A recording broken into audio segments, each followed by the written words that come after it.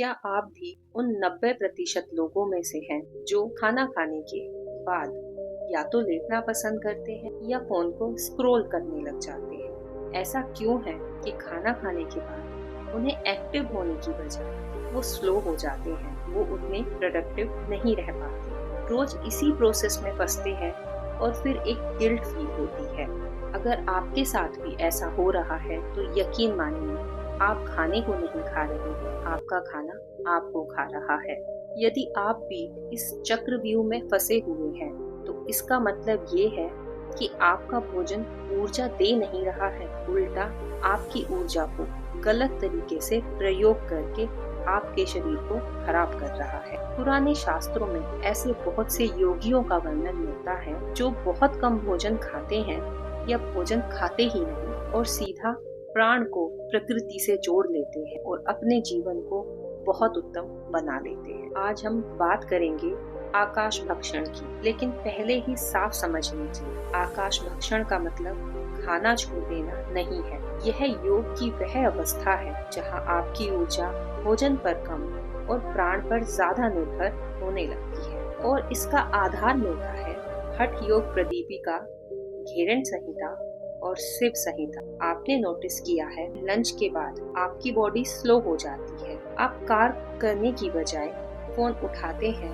उसे स्क्रॉल करते हैं और फिर गिल्ट फील करने लगते हैं।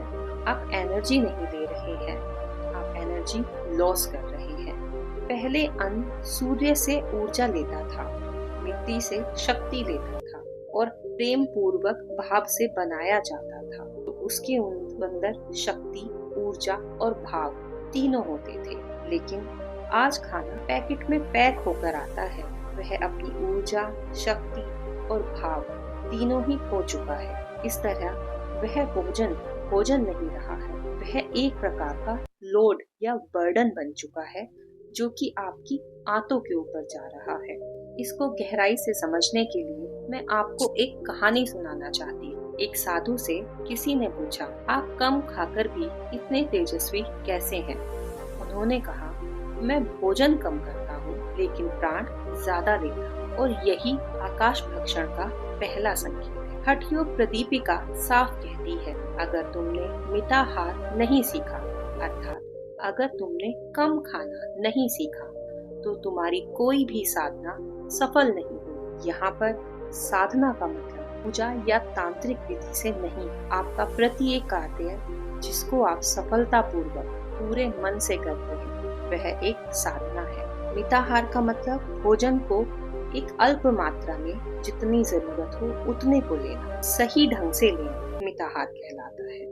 हमें बहुत से प्रमाण मिलते हैं जहाँ कहा गया है, आधा पेट अन्न, 1 भाग चावल और 1 भाग खाली। मतलब इस तरह हम देखें अपनी थाली को तो उसमें 5 तत्व हमें पूर्णतः दिखाई देते हैं। आज हम क्या करते हैं, भोजन खाते समय अपना पेट पूरी तरह भर देते हैं और फिर कहते हैं एनर्जी नहीं है। इसके विषय में साइंस क्या कहता है वो भी जान लेते हैं।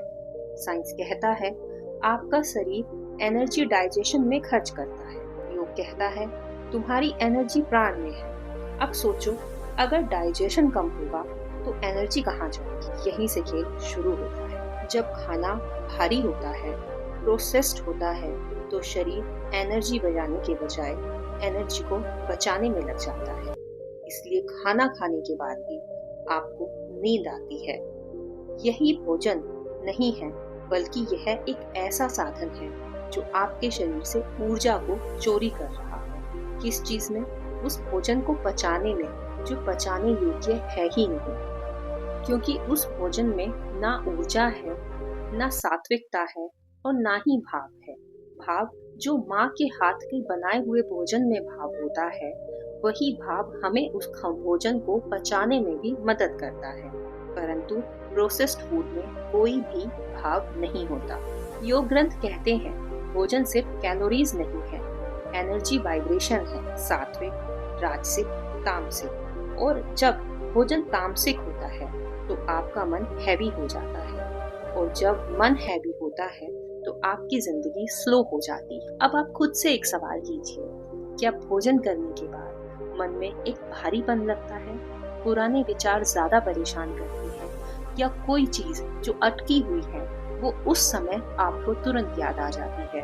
अगर हाँ, तो कमेंट बॉक्स में यस लिखिए, क्योंकि इसका मतलब है आप तामसिक भोजन के शिकार हो चुके हैं।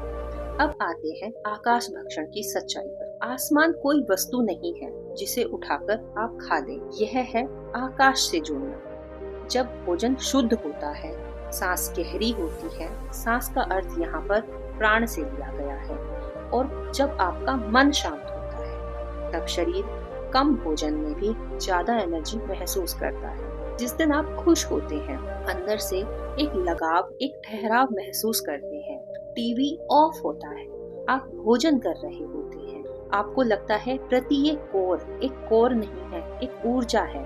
उस दिन आप अपने मन के पूरे दिन के विचारों को देखिए, आपको एक ठहराव, पूरे शरीर में स्फूर्ति और मन में शांति का एहसास होगा। यहीं से शुरू हो जाता है आपका आकाश भक्षण, क्योंकि अब आप एनर्जी को लेना शुरू कर चुके हैं। अब सबसे बड़ा खेल इसमें माइंड का होता है, मन का है। अगर आप मान लें कि एनर्जी बाहर भी है, तो शरीर उसे लेने लगता है। लेकिन यदि आप अपनी प्लेट को देखकर यह सोच रहे हैं कि यही मेरी एनर्जी का साधन है, तो यकीन मानिए वह सिर्फ आपके शरीर में पृथ्वी तत्व को बढ़ा रहा है और बाकी 4 तत्वों से आपको दूर करके आपके शरीर को आलसी और हेल्पलेस बना रहा है। आज हम बहुत खा रहे हैं, लेकिन हमारी एनर्जी खत्म हो रही है। हम पेट भर रहे हैं, लेकिन जीवन खाली है। अब सवाल उठता है कि इसका समाधान क्या है? आपको करना क्या है? आपको खाना नहीं छोड़ना है, आपको अपना भोजन सुधारना है। जैसे धीरे धीरे खाओ, ध्यान से खाओ, अपना ध्यान टीवी या फोन से हटाकर सिर्फ और सिर्फ भोजन पे लगाओ। भूख लगे तब ही खाओ, क्योंकि जिस भोजन में ध्यान नहीं, यकीन मानो उसमें प्राण नहीं, और बिना प्राण के जीवन वैसा ही है जैसे एक इंसान प्लास्टिक को खाकर उसे शरीर से निकाल दे। यहाँ एक बहुत जरूरी वार्निंग जो मैं आप सबको देना चाहती हूँ, वो यह है कि आकाश भक्षण के नाम पर अब खाना मत बंद कीजिए, यह खतरनाक हो सकता है। योगी भूखे रह सकते हैं, परंतु सामान्य मनुष्य के लिए यह संभव नहीं। हमें काम करना है अपने विचार, अपने तन, अपने भोजन और अपने मन की शुद्धता पर। आज जो आपने सीखा है, अगर आपने इसे इग्नोर कर दिया, तो 5 साल बाद आपका शरीर वही होगा जो आज है। नहीं, वो उससे कम से कम 10 गुना खराब हो चुका होगा। लेकिन अगर आप इसको बहुत अच्छे से समझ लिया और अपने जीवन में उतार लिया, तो आज से ही आपका जीवन परिवर्तित हो जाएगा। और अगर आप अपना जीवन परिवर्तित करना चाहते हैं, तो चैनल को सब्सक्राइब कर लें, लाइक कर लें और कमेंट बॉक्स में नमो नारायण जरूर लिखें, क्योंकि यह हमारी ऊर्जा को बढ़ाता है। धन्यवाद दोस्तों।